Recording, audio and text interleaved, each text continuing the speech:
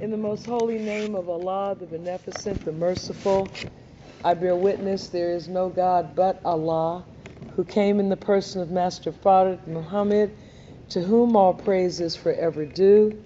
We thank him for raising in our midst the promised Messiah and predicted Christ, the most honorable Elijah Muhammad.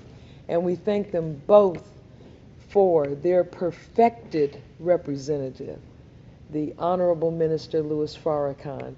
I greet my beloved brothers and sisters in the words of peace of Assalamu alaikum. Brothers and sisters, it is such a pleasure and honor to be able to speak to you briefly tonight. And of course, we don't want to keep you long and upset the balance of what the minister calls in the upcoming Study Guide 10, group chewing, where we are digesting the Word of God. And of course, it's important for us to learn the 99 attributes of Allah. I was in a meeting with a small group of people, I think it was a research team, this summer, and in the course of that meeting, the minister pulled out a binder and he sat and read us every one of the 99 attributes of Allah, every one of his names. And when you hear it like that, it absolutely elevates your mind and spirit to another level.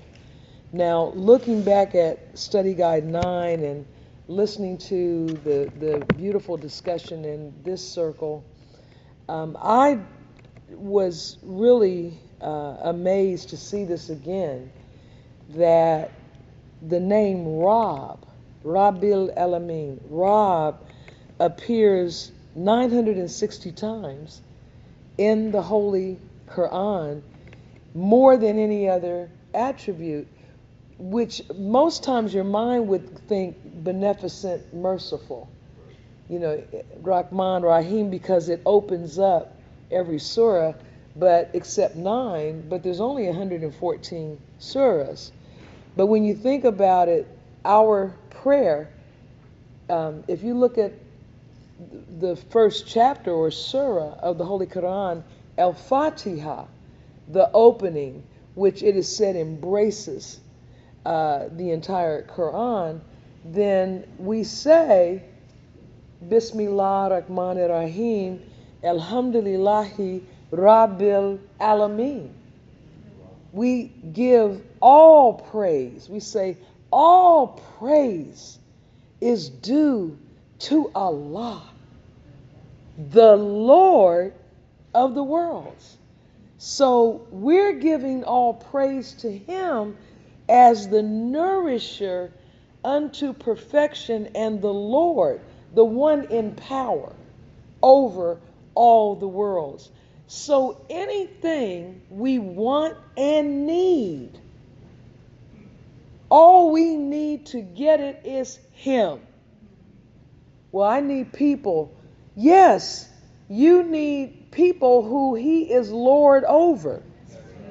He's the Lord of the worlds. He's over all of creation. And so first and foremost, when you think about it, as Muslims, we say that attribute not only in our 5 daily prayers, but we call on him all the time. Alhamdulillah, Rabbil Alameen. So we're praising, we're giving all thanks to him because he is the source and supplier of all our needs. So as we move toward closing the first volume, 1 through 9 of this study course, 9, the number 9, and one of the sisters was talking about the life rotating and forming in the womb. And the question he asked here is, why is it that this name is mentioned so many times? It is because the evolutionary process toward perfection, which is the whole goal of life, that's the whole goal of his self-creation. And one of the meanings of perfect is complete. You cannot be perfect if you are not complete. So he says he creates us complete yet incomplete. And so there was a completion of a level of growth that took place in the womb. We completed a process with every stage of what we did. So we thank Allah. I heard the minister say a couple of days ago, and then I'll stop because we have a treat for you tonight. The minister said recently that we do not desire to assign another generation of our people to this rotten system. And we were talking in the coordinators meeting about the death and apparent murder of the Saudi journalist, who it is becoming pretty obvious that he was lured into the Saudi embassy in Turkey, where he was beaten, drugged, killed, dismembered. And as far as the man that sits in the Oval Office is concerned, so what? So what? America has, if the Saudis did this, because you can't criticize the so-called royal family. If they did this, his posture is, who cares? We have a $100 billion arms deal with Saudi Arabia. And we're not backing. That's money and that's jobs. And if they don't get the weapons from us, they'll get them from somebody else. All right. So it's time, beloved, on every level and in every way. And as the minister reiterated in his beautiful and layered message this past Sunday, where he talked about the need in all of us for forgiveness. Every one of us has done some wrong, but primarily it is due to the fact that we have been shaped and molded by Satan. And so the Honorable Elijah Muhammad stated, it is more important to teach separation than to teach prayer. So I can't stand here and talk about prayer and not say we need to get refocused on the Nation of Islam's #1 agenda, which is to separate from white people and to get out of a system, as he calls it, rotten, that is based in a doctrine of white supremacy. And so we're hoping, I'm hoping that, having heard, first of all, Minister Farrakhan talk about the experience that Brother Student Minister Nuri, Student Minister Carlos, Student Minister Ishmael, and I think Minister Troy, Student Minister Troy, and others had in the schools. And we had Student Minister Nuri and Carlos on my blog talk show last night. And brothers and sisters, when you hear, I mean, it brought tears to my eyes.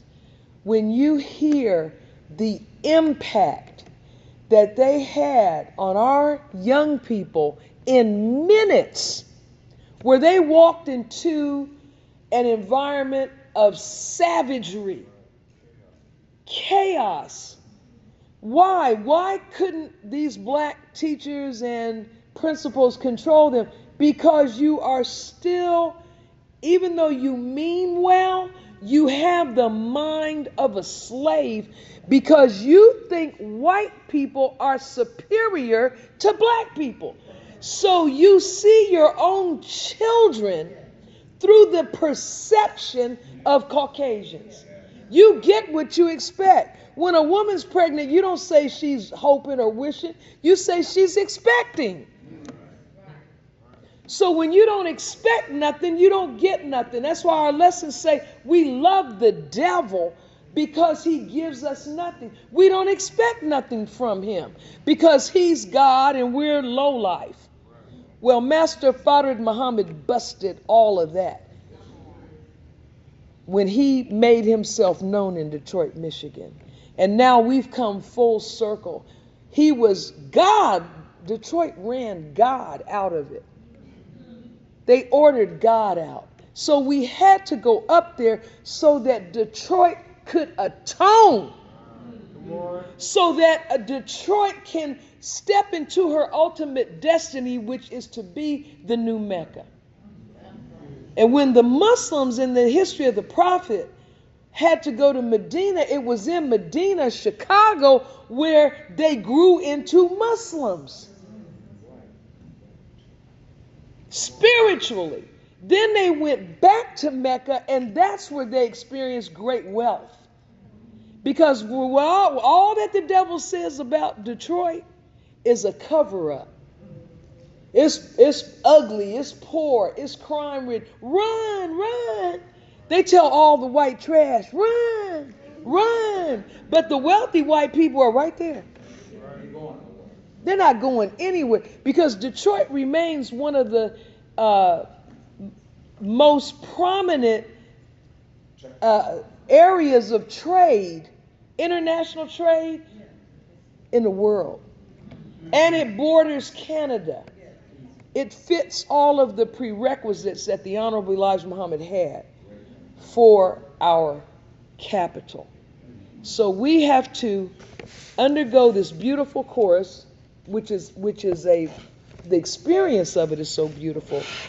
And I want to back up to the last study guide, number 8.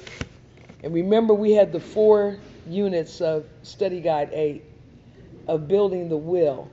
And we had learned through Sister Stacy that Sister Marcella had an experience that I think we would all benefit and be uplifted from hearing. Remember, we went through the exercise that the minister gave us to consider something that you have desired, no matter how small or large. Because someone said, I think in the circle, I don't know if it was in this circle tonight or somewhere, one of the believers said, I wanted something and I didn't want to ask Allah because I felt it was too small. But then I changed my mind and I asked him and he gave it to me. So he loves us. There's nothing too big and nothing too small. But the minister said, start with something small and use your will. So Sister Marcella, would you be so kind as to come up and share your experience with us? Thank you, beloved. In the name of Allah, the Beneficent, the Merciful, I bear witness there is no God but Allah. And I bear witness that Muhammad is his messenger. I'd like to greet you all in the greeting words of peace. Assalamu alaikum. I was having a struggle with getting a vehicle. And for a while, my daughter let me use her car. And then she started checking me like, Ma, you got to get you a car. I'm getting ready to go back to school. I've got to go to work. And I won't be able to take you all. You and Jamila, where you need to go. And I was like, okay, I'm working on it. I'm living within my means. And she would tell me again, Ma, you got to get you a car. I said, Lord have mercy, this child. She said, you acting like you worshiping the spook god. I was like offended, like, I don't think so. She said, well, it takes work and you need to get you a car and you're not doing that. And I said, I am. So as we go along, I was looking for Brother Willie, who helped me get my previous car. But then I lost my car, helping out a family member. So I decided it was best to help him financially hold back on my car, hopefully extend his life out of trouble, and that with Allah's help that worked. But I still needed a car. So when I came to study group August 17th, Brother Robert handed me a practical application. And I said, oh, I want me a car. I need a car. He said, write down your desire. I was like, oh. I said, I'll write down, I needed a car. I wrote that down. No down payment, less than 50,000 miles, good tires. I had colors on it. I said a Sonata, but I really, in truth, in my heart, didn't know what type of car I wanted. So I told Allah to pick for me. So then Brother Robert gave me Brother Marcus' number and Brother Willie's number. And I called Brother Willie the next day, and I'm like, Brother Willie, I've been looking for you because I need a car. He was like, sister, okay, give me your information. I was like, wow. I was all excited. That was Saturday, the day after study group. Then Monday, I was still excited and happy. I'm like, I'm getting ready to give me a car that's coming along. But then Tuesday, I started having doubt. And fear stepped in. And I'm like, well, what if my credit's not good enough? What if I don't have enough for a down payment? And I started putting blocks up on myself. So then when I come to class, study group again the next Friday, Brother Robert was like, nothing happened? I'm like, nope. And I said, I had to be honest. I said, I got fearful. I didn't think it'll work out for me. He said, sister, you gotta have faith. And that's one of the first things on here. Be of good courage, be strong, be not dismayed. You can't have doubt and accomplish your vision. So I was like, okay, I got to do away with that. I'm not going to have any more doubt because I really need me a car. And that you said you must believe totally you can get it. And I said, well, I do believe I could get it. So then me and Brother Willie worked out the particulars. And then he offered me a car. That was like, no way. That is too far out of my budget, and I can't afford that. Plus, I got to have insurance. I said no. So then the next week came along, and he said, well, I'm going to get some more cars. I was like, okay. So when they came back, they offered me 2 cars, and I liked the 4-door. And then Allah started working on my behalf. I took that first step, and he started taking 2. And I needed a ride to get to the place. First they decided, they suggested, well, maybe you could take the Greyhound bus. So when I looked up Greyhound times, it was like 6 in the morning to get the bus to go to Ben Harbor. I'm like, oh, Allah, I don't know if I can do all that.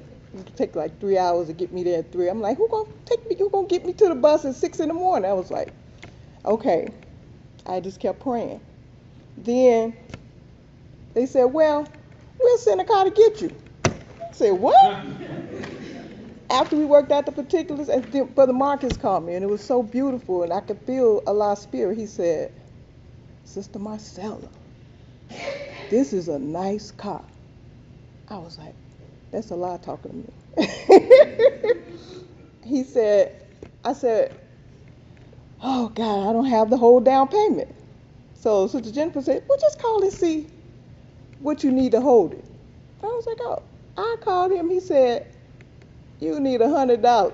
What? I was like, oh no, I got to get this $100. Look, I was calling my sister. Look, I talked to the editor. I said, Brother Richard, they said, if I had $100, I can hold this car and get this car. What, sister? That's all? Come on. He walked me right over to the bank, took the money out. I put it in my bank. I called Brother Marcus. Brother Marcus, the money's in the bank. He said, okay, that's your car.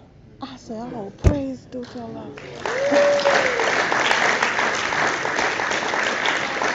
And then they sent someone to pick me up to drive me to Ben Harbor to get the car. So, and that's when I said, you don't have no reason to doubt anymore. Allah is showing you. He's in your corner. He's with you. Don't have doubt. Be in the present. Have your goal.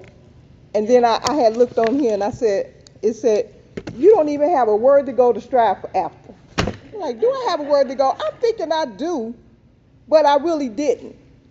So after having gotten this car, I've started writing down more goals and things that I want to accomplish. thank you all. I leave you as I came, greeting you words of peace. Assalamu alaikum.